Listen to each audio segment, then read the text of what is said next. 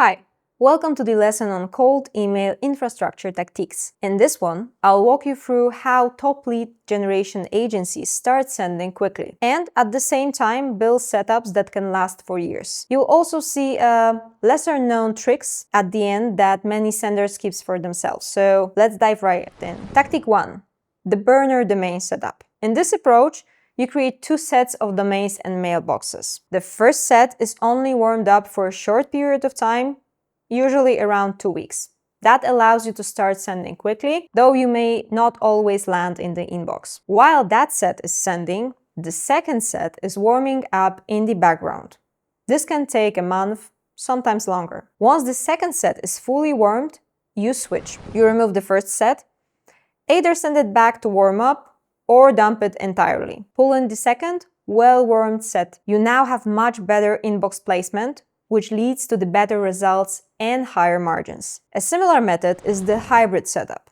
Here you run two infrastructures side by side. One is for volume sending to lower ROI prospects. The other is for high-ticket leads where inboxing matters the most. Let's say you have 10K prospects. Most will be decent, but the small segment, maybe 500 or fewer, will be your golden cohort. Those are the ones who could buy your most expensive service and stay with you for years. If you rush the warm-up and send to everyone with the same accounts, you risk landing in spam for those high-value prospects. And this is a major loss of opportunity cost. So how do you get both? Faster infrastructure for most of your list and a great deliverability where it matters most. The answer is smart segmentation. We will cover that in more detail later, but the core idea is to split your prospect database on a potential value.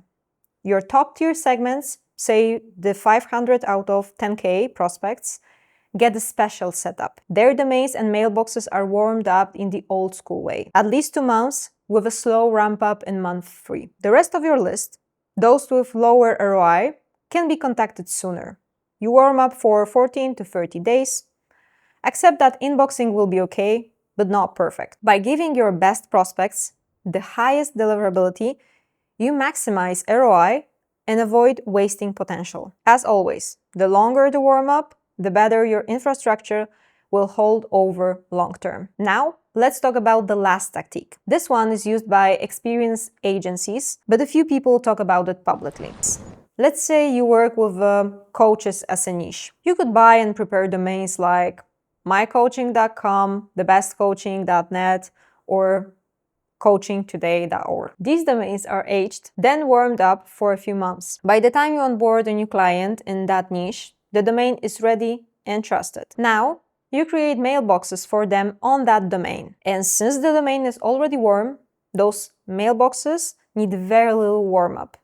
You can start sending in a few days. While those lookalike domains are being used, you set up and warm up dedicated domains for the client in the background. Once the dedicated setup is ready, you either replace the lookalike domain or keep both and scale further. With this approach, you get the best of both worlds.